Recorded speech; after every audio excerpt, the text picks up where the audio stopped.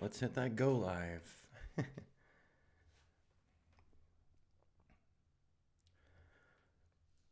All right, looks like everything is set to go, and wow, we've already got a couple of folks sitting on screen waiting. Good morning, 8 a.m. here in Prescott, Arizona. And so I've actually got three different topics to talk about today. But before I do that, good morning, everybody. For those of you new to the channel, my name is Rich Charpentier. I'm the channel host. And usually we're talking about a lot of drone stuff, building your small drone business. And we're getting more into other imaging this year as well. So 2021 is going to go beyond drones here. And I thought today's first topic might be of interest to some folks and definitely of interest to me about what I picked up this week. So let's just take a look over. For folks on channel, if I'm looking over to the right, it's because I'm looking on my second screen to see what folks are saying in the live chat. So feel free to pop up questions or comments or anything in the live chat. And also, for those of you not watching this live streamed, you can always watch the replay on YouTube later. And if you like the content on this channel, be sure to like and subscribe down below. So hit that like button and then hit that notifications button, and it will let you know when our latest videos are going to be coming out. Another video will be coming out on YouTube today, something that I already posted over a week ago for my patrons over on Patreon. And that video is going to be showing up today, and that has something to do with the Theta Z1. We'll leave the rest of that as a surprise. So before we do anything else and get way down the road, so regulars here probably know, we went through quite a hectic move a couple of weeks ago, and we're finally getting settled in. Half the house is still full of boxes. So I did get the studio room as ready as I could, and let me change screens here. So I took a quick shot this morning. Not the final setup I want, but that's okay. Turns out this room is a little smaller than the other building that we were in, but we're making it work, so working in smaller spaces. So as you can see, we've got the old iMac here that's several years old. I've got a Samsung curved monitor that I just use for throwing things off to the side while I'm doing my main work. The iMac, I've got that color calibrated, and I don't do image editing when I'm over on the Samsung because it's not bright enough. So it's not a fully calibratable monitor. So when I want to see what something looks like really bad and underexposed, I drag it over onto the Samsung. Great monitor for gaming though. So if you're not trying to gauge real life colors and quality, it's perfectly fine for a round of StarCraft. So off to my right here, we don't see the Mac Mini, but in fact, I did pick up a Mac Mini this week. And so our topics today, we're going to talk a little bit about the Mac Mini, my impressions with it so far. I don't usually do like hardware reviews, but I thought this was worth having a conversation about. Second topic today, AZ Drone has launched a new class that's not a drone-oriented class. So over on Teachable, I've got a new course on the Theta Z1 for doing 360 interiors. And we actually do a pretty deep dive, and I'll talk to you more about that later. Finally, before I wrap up today, I want to talk a little bit about the whole air map issue and the comments where they were actually talking about taxing takeoffs and landings. I know a lot of other channels covered it, and I usually don't cover drone news, but this one concerned me, and I've got some insights into what it means to hand over public spaces to private entities. So I'm not against private things at all, but being a person who worked in the telecom industry during the 90s and early 2000s, some of the thoughts actually reminded me of the licensing for the airwaves for what is now digital PCS and, you know, our 4G LTE and all that great stuff. All of those major innovations did come at a cost of actually auctioning off licenses for spectrum across the country. And the federal government ran those auctions, pulled in billions of dollars. I still don't know where all those dollars went. So we're going to talk a little bit about that at the tail end of this, and especially if any of you are interested in it, please chime in. So number one, I know we've got a couple of folks on channel Tell me how the audio is here. So I'd been bouncing back and forth between the iMac and the Mac Mini, finding that there were some major differences on the gain of the Blue Yeti. So yeah, I've got the Yeti dialed to where I usually have it, but I would love to have some feedback to make sure that you guys are hearing this okay and that it's not recording too low. So all right, let's talk Mac Mini. So number one, we're not doing an unboxing or anything here, but I just wanted to show you I bought more than the box. I bought the Mac Mini. So last week it had been on my mind a lot as I've been having more and more problems with this iMac. So this iMac is actually, it was picked up in 2018. I had purchased an iMac in 2017. After a couple months of use with it, I had some major problems. Drive speed was just ridiculous. Launching programs was ridiculous. And in the end, it was swapped out for a new system in 2018. So this thing is 3 years old, right?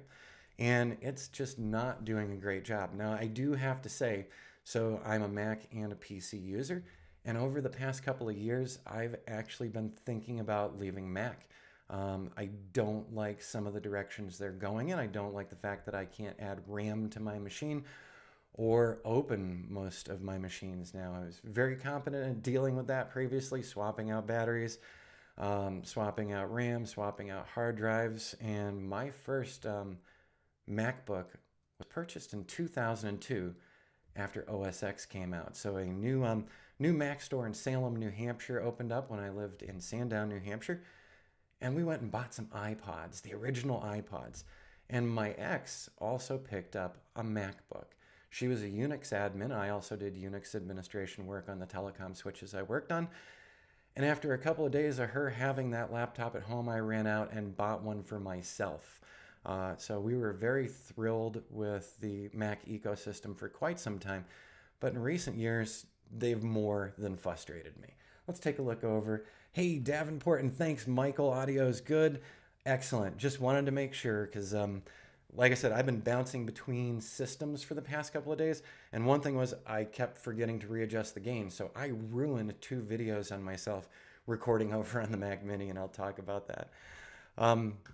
So anyways, Apple was beginning to frustrate me, and they just seemed to be leaning more and more toward our iPhones and iPads, and I get it, but I'm still producing things. So for their more pro-based users, I'm not going to call myself a pro-based user for videos or anything, but for those of us who know the ins and outs of computer systems and can get into the command line and feel like I'm on a Unix station again, you know, Mac did all the right things, and suddenly they stopped doing those right things a couple of years ago.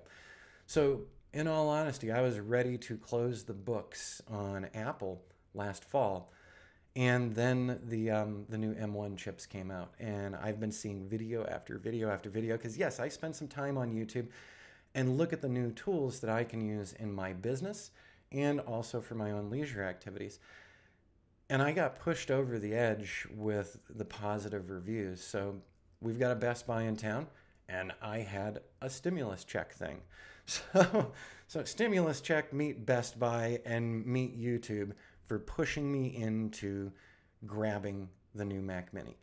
And so I got that set up just a couple days ago. My whole setup is not completely ready yet. I'm waiting on a new monitor to come in because one of the things that I'm always after, ever since I used to do wide format printing when I co-owned a gallery here in town, I'm always after color accuracy. And I don't know what you're looking at this live stream on right now, but there's a good possibility that if we set your monitor next to the next guy's monitor, next to the next one, we wouldn't have consistency across the board. I actually have one of the X-Rite Color Monkeys. I had one of their older ones before, so everything was about making sure that what I saw on screen is also what I saw in print. So this new monitor is going to be coming in this week so that I've got some color accuracy to work with. So, you know, here's a question for you. Would you be interested in a video on YouTube on either a live stream or just a video that I put together afterward, going through the process of calibrating my monitor with the X-Rite? Is that something interesting to you? If it is, then we'll make sure that we bring it to you as well. But so It's not completely set up yet since I'm waiting on that monitor. I've got another old junk monitor on it. Wow, are the colors off? Because what I was doing over the weekend was bouncing back and forth, doing some video editing and also doing some mental benchmarking. I didn't pull out any benchmark tools. We've all seen those videos, so I don't need to replicate that for you. What I can say is this. After loading up Adobe's Lightroom and Photoshop, loading up Affinity, loading up PT doing the updates on Final Cut. I'm trying to think about how to say this. Lightroom launched in a second. Photoshop launched in a second. Final Cut, a couple of seconds. Loading video that had not been rendered yet, not been transcoded, was seconds to under minutes. Whereas what I have been doing here when I'm doing my videos afterward, and I pull new content in for new classes or new demos, normally I'd see that little transcoding window, things rendering, as a background task. And I could go outside, walk around the neighborhood, visit with people, pet people's dogs, come back inside and still not have things rendered. So it was absolutely killing me on the editing side here. And that was one of the things that pushed me to say, all right, I'm going to grab this Mac Mini. Worst case scenario is it ends up being a return. And that's just not going to be the case here. I have been blown out of the water with the response time. Yes, Michael, the Mac Mini M1 uses SSD drives. So they've got SSD built in. The new M1 chip, I don't know the magic behind this. We used to call it PFM in telecom. Pure freaking magic. But this has been absolutely incredible. One of the drawbacks of this, and so I'm the first one to complain about this too. One of the drawbacks is so the base model only has 256 gigs of storage space with 8 gigs RAM. And so you can go higher end, but I mean, for $700, so $699 for the base model. I am not going to be using this thing for running my 2-dimensional and 3-dimensional models for the drones. I'm not putting Metashape on it. However, I will tell you, I've gone through the forums, I've read through some of the Metashape users' feedback. There are several people utilizing Metashape with one of the Mac Mini M1 chips. And they are finding their processing is going faster than their previous systems. So their previous Macs. So maybe at some point I'll put it on there just to do some testing for myself, but the intention is to leave Metashape and some of my other modeling stuff on the iMac. What's really nice is I can push the iMac to the side, tell it to start running the model, and I don't have to worry about it because I can go back to work doing the other things with the new Mini. So let's take a look back over. I definitely used to be an Apple guy. OS X, incredible, but making it impossible to upgrade or repair anything yourself is a huge letdown. Davenport, you have no idea.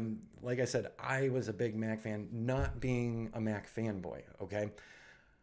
I was looking at it from the perspective of what I could do with it and what I could use it for, because back in 2002, I was still working on telecom switches. I was contracting for US Cellular at the time after leaving AT&T Wireless, because contractors make more money. And I had a MacBook, and then I moved to a MacBook Pro or whatever. But during that time, I did a lot of Unix work. I did a lot of scripting. I did scripting for updating cell tower faces, where we'd kick off and execute upgrades to the network overnight, because we were always doing that in the maintenance window. So I actually developed several methods where we could update cell tower faces with what we needed to in an automated fashion using simple Unix scripting and the tools that were on the Lucent ECP executive cellular processor. So that MacBook, I could actually do things on it that I could do just like when I was on our Sun systems.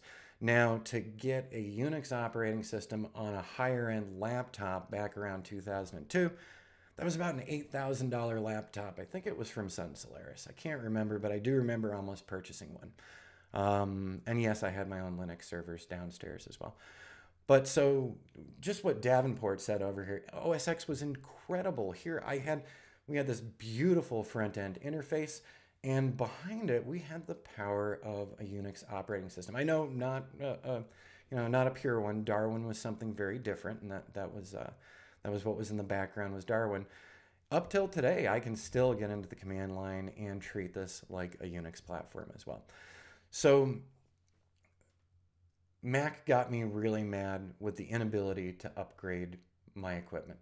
And I know I just purchased a tiny little box that I can't upgrade either. But if it can keep pace with what it's producing right now, with how fast things transcode and render, with how quickly things open up, I am always looking for ways to save my time. If I'm sitting around for 3 hours processing images and data for a construction client, and I can turn that into an hour and a half, that's huge time savings, and that means that I'm paying myself more per hour, which is my bottom line. So my thought in picking this up was worst case scenario, I blew my stimulus check. Did I really stimulate the economy? I'm not quite sure. Best case scenario is what I have found so far. And what I have found so far is this thing is lightning fast. I'm just going to give you one quick example. I've got another person who's probably not on channel today, but I've got another regular who makes fun of my iMac and how slow it is because we did a Zoom call together one time to help him figure a couple things out. But here's Lightroom Classic down on the toolbar down here. So I've clicked it, I've launched it. By now, this would be open and ready to go on the Mac Mini. And we're still sitting here and we're not overtasking. We've got OBS and a couple of things in the background. We don't have anything super intensive. We're still not open on Lightroom. So like I said, on the Mac Mini, it would have already been open. Now, once I got into it and started doing edits, once I start doing edits on here on the iMac, if I do turn off my other windows and things, I can go through and pretty easily launch things. But just as an example, let's find one here. So one of the other things, I've loaded up PT GUI on the new Mac Mini. I've also loaded Rico's Theta Stitcher, which runs very well on there as well. And so we're just going to go into one of my 360 shots for real estate. So we're just taking a sideline here if you don't mind. If you do mind, go ahead and yell at me in the chat. So what I'm going to do in here, this is an HDR DNG generated by the Dual Fisheye plugin on the Theta Z1. And we'll talk a little bit more about that after. So this thing is actually the compilation of 7 images. It sure doesn't look like it. It looks terrible. But let's go and pop the exposure up here, maybe around 4.75. Let's drop the highlights down so that we get some of the detail in those windows. So if you can't tell, this is a lot of what I've been doing this weekend. And let's pull this up just a bit more. So this is a guest bathroom in a house that I shot a week and a half ago. If I go in here to stitch this, so edit in PT GUI. Now, as I was saying before, Lightroom just came right up. Photoshop just came right up. PT GUI just came right up. Rico's Theta Stitcher just came right up. Instead, let's edit this in PT GUI and see if we crash the iMac. We're not going to actually crash the iMac, but we're waiting for it to launch PT GUI. This is not PT GUI's fault. This is my machine's fault. We're still waiting for it to launch PT GUI. Oh, look, there we go. We finally launched PT GUI. Now, literally on the new system, it was click it and boom, the stitcher was up, PT GUI or the Theta Stitcher. Let's go ahead and align the images since we're here. So this is part of the new class launch, which I'll be talking about next. Let's make sure that oh yeah, look at that. I do have a broken area right over here in the corner. So that's going to require me to probably go in and add some additional control points. And look at that. It's not even showing control points in here right now. Let's generate those control points. Come on, give me some control points. And it didn't. So that's why this one's not looking good. I'm going to go ahead and close PT GUI because we're not going to go through and edit with this today. The other video that will be coming live today is a 50-minute long walkthrough of building a virtual tour with the HDR mode on the Z1. So you can see some of this stuff in there. I'm going to close PT GUI. Don't save it. And let's go back in here. So the whole point of getting into Lightroom was to show you how slow it is here. And I'm just scrolling. Let's just go get a regular image really quick. And all right, so yeah, this is one of my images from a shoot. So this was a still image shot with an off-camera strobe, shooting with the M50. So let's just right click on this and say edit in Photoshop. So let's say we're working through a job for a client. I'm going to go ahead and hit edit on this. And there's the pinwheel of doom for a moment. All right, the pinwheel of doom has stopped. And is anything going on? Let's go look down at that dashboard. Okay, Photoshop is bouncing. So it's bouncing up and down here. And so this is the speed at which I've been working at for quite a while now. And when I want to run models or anything, everything else has to be turned off. And, best case when I'm doing photo edits, whether it's for the drone or terrestrial based stuff, it's best to close everything down except for Lightroom and Photoshop for myself. And here we go. So it's still opening. So we are wasting some time. So if you go through, let's say 20 or 30 photos, and your system is costing you 30 seconds to a minute to get those photos in, that time adds up, especially if you're doing multiple jobs every week. And so there we are. We're in Photoshop now. That took us a bit too long, I'd say. So I'm going to go ahead and close out of Photoshop, and sometimes it even hangs closing out of Photoshop. I'm not going to save it because we're not doing anything with it, and we're just going to shut this down. Hello, don't save. So any moment now, I'm going to have to force quit. Okay, I didn't have to force quit. Good. So I think you get the idea.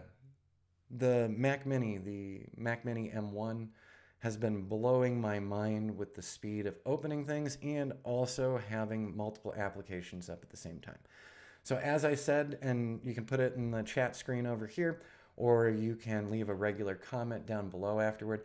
If you'd like to see when I finish setting up the Mac Mini M1, if you'd like to see the color calibration setup, how we do that, I would be happy to show you through that. So just let me know, and it might be something we do this week. So now I am going to close down Lightroom Classic. There we go. And we're going to talk about the next thing in my little schedule of things today. So over the weekend, I've been testing that Mac Mini M1, and I've been using it to edit the final pieces of a new class that I'm bringing live. Actually, that has been brought live. So let's make sure down here, let's go ahead and turn on in the bottom right hand corner here, you see azdrone.teachable.com. And the reason why that is up there is very simple. Let's close this preview. I have, in fact, officially launched a couple days ago, and I need to clean up the front image here because it had a green color cast. But this is the Beginner's Ricoh Theta Z1 course. So this class has now been launched over on Teachable. It's $19.99, and then there's a coupon code for my patrons and YouTubers. It's 40%, the number's 40, and then all capitals %. So if you are interested in utilizing the Ricoh Theta Z1 for creating quick interior tours, quick 360 tours, or if you're looking to do higher end tours by using some of the multi-bracketing features on it, this class might be the one for you. I've been looking around the web since I first started with the Theta Z1, and I couldn't find a central location that went through all of the features of it. Also, the instruction manual that comes with it is god-awful. Yes, I'm getting older, and I do wear glasses for distance driving, but I cannot read teeny ant-sized manuals. So in the class, I actually go through all of the settings on the iOS app and the Android app, because there's a lot of buttons and a lot of tools that come with the Theta Z1, and they don't just jump right out at you. There's 3 main areas for administration on the camera, for shooting modes, for other modes. And, there's some things hidden away, like you go into one menu and you go into another menu, and then you can finally find the plugins for the thing. So I got frustrated, and I started jotting down everything that I was going through for myself, and this class has come out of it. So the course curriculum is 7 hours long. There is a video in here that is showing up in the class and showing up in YouTube too. That's the video I'll be turning on today. So I did a basic 360 virtual tour utilizing one of the automated HDR modes on the Z1. And that whole lecture is 50 minutes because I take you from the images all the way through to Kula and setting up a 360 virtual tour. Okay, you'd like to see that, and Charles too. All right, then when the new monitor comes in this week, we're going to do a color calibration party. And I'll try to give you a little bit of heads up on that. It should be fun too. And I will also be checking it against the iMac to see how close they are together, because I do calibrations on this regularly with the X-Rite. So if you don't know about the X-Rite and Color Monkeys, you should check them out.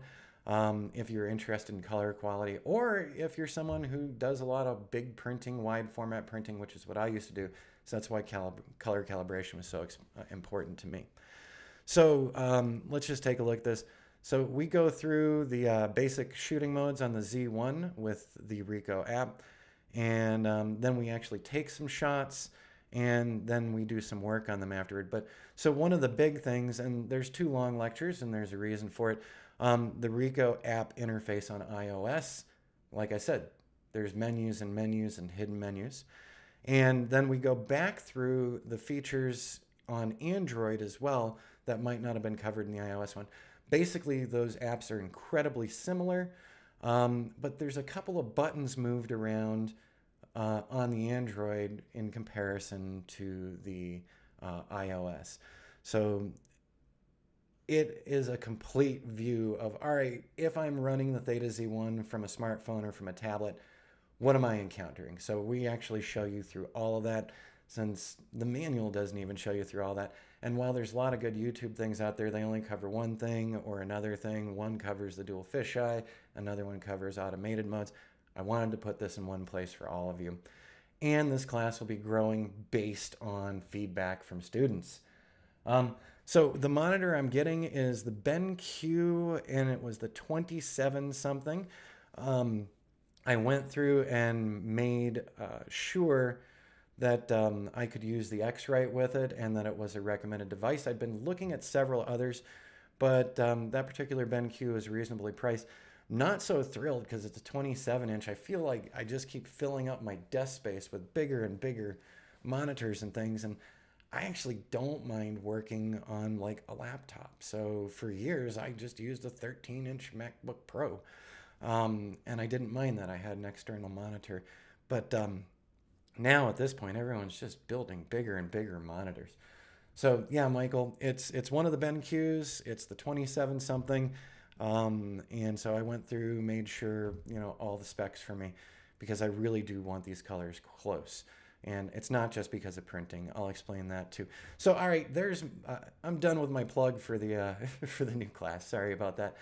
But as you can see, there's a lot of topics. We also get into the dual fisheye HDR DNGs and editing them and editing them with the Ricoh Stitcher. So for stitching, I actually show the Ricoh's Theta Stitcher, and I also show PT GUI as well. And I still love PT GUI because I have a broader range of tools in it. Also on that class, we do have a couple of previews. So if you pop over there, I'll be putting a link down in the show notes below. I forgot to add that this morning.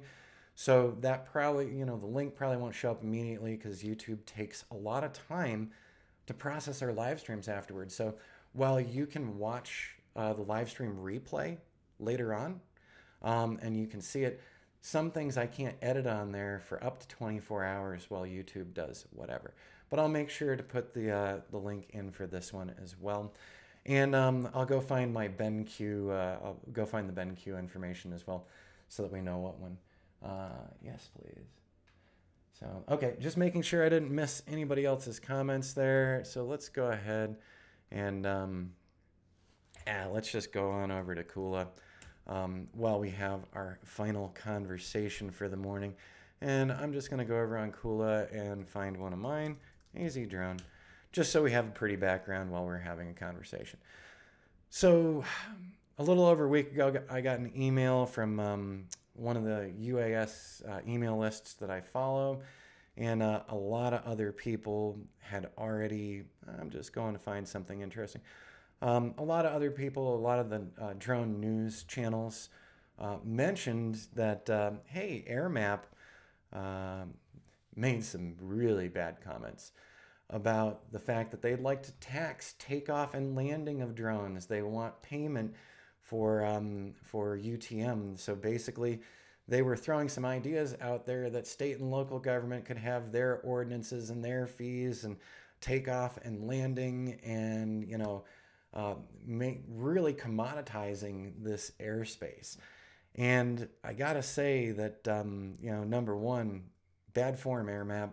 I'm not using anything of yours, and I haven't in a while. I've kept the AirMap app on my smart devices, but AirMap's not getting anything from me going forward. Now, back in the 90s, a big thing happened, PCS. So digital cellular. So these wonderful iPhones, iPads, Blackberries, all the devices that we take for granted today and treat as normal and commonplace.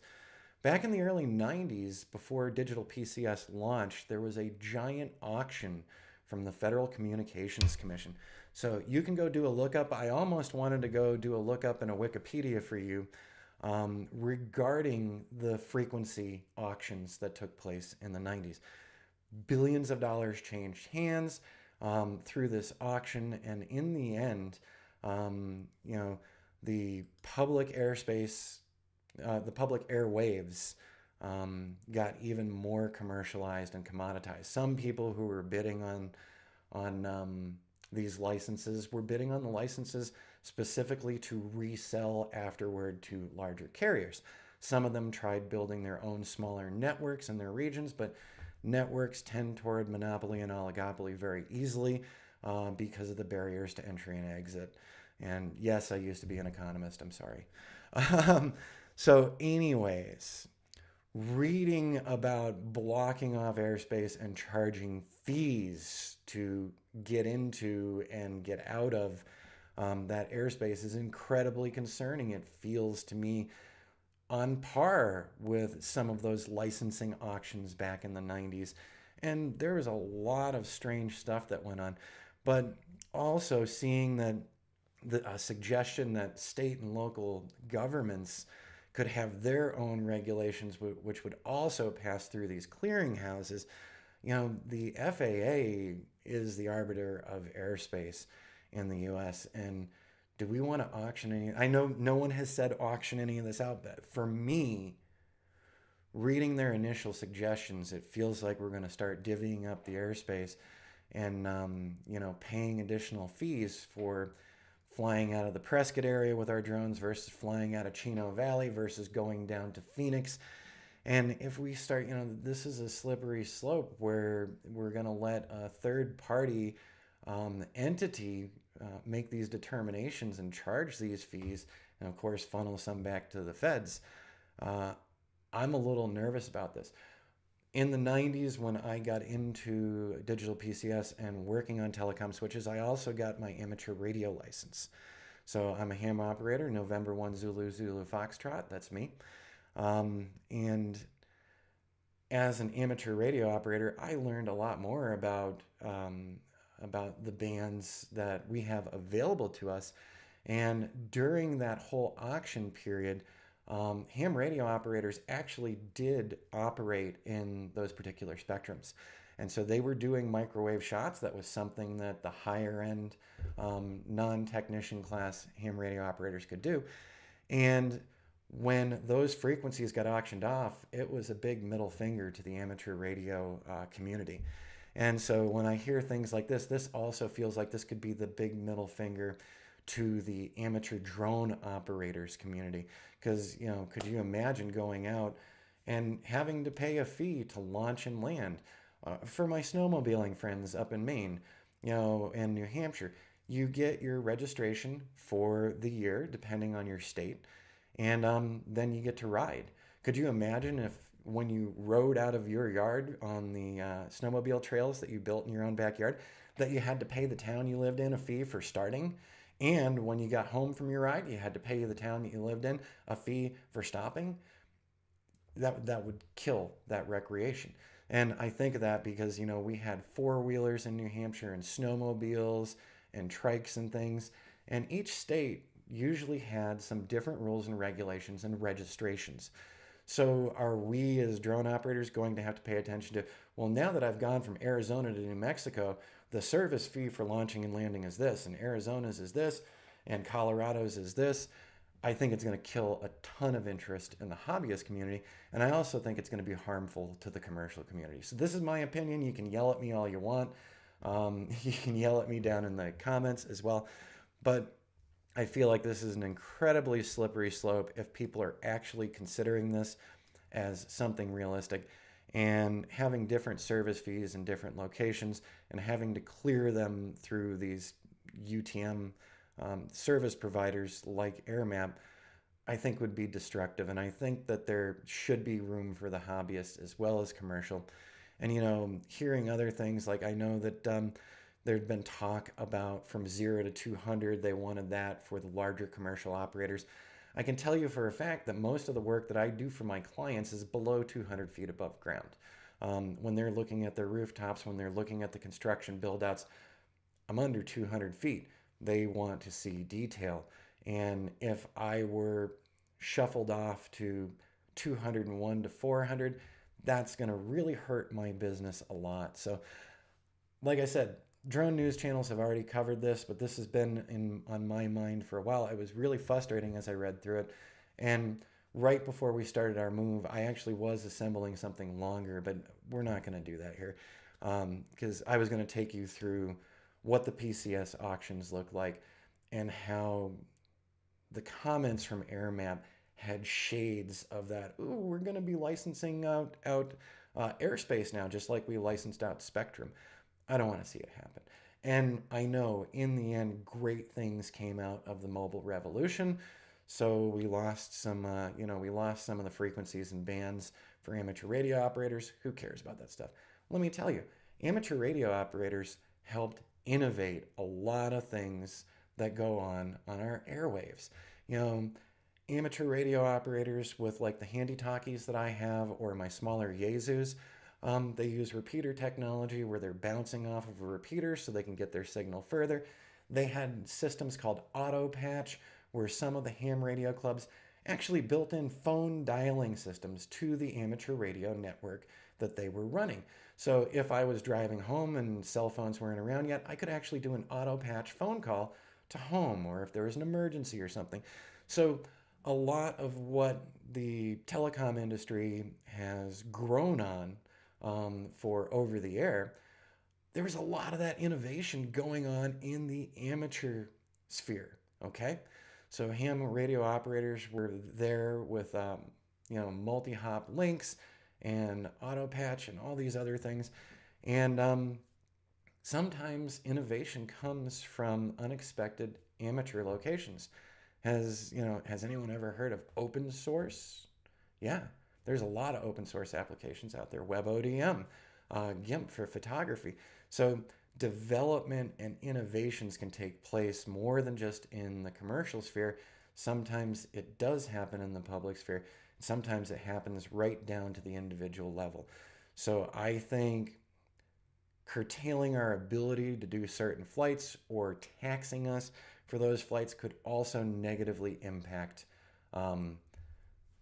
the greater community and potentially the growth of innovations, because innovations do come out of people who are trying to take the next step.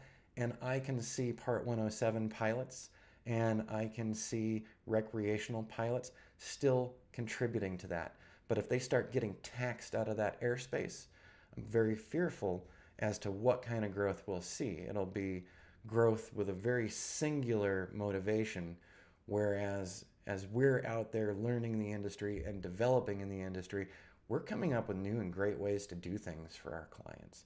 All right, there's my soapbox. I'm sorry about that, but the AirMap thing did give me a good scare, and I'm going to cross my fingers on this. Okay, so it's saying YouTube is not receiving enough video to maintain a smooth stream.